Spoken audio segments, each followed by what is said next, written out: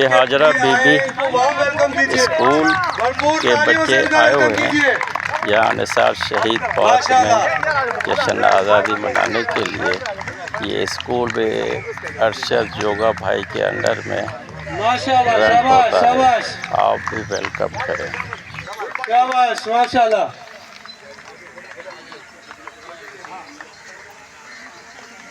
आपके पास कितनी दौलत है?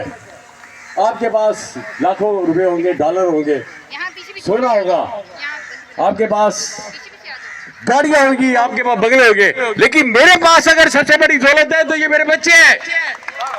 इनको मैंने आज से 25 साल पहले 10 बच्चों से स्टार्ट किया था। I have now more than 400 और मेरे बहुत बच्चे डॉक्टर बन रहे हैं माशाल्लाह से। सारे they are living in the body areas. तो ये मेरी वेल्थ है, मेरी पावर है।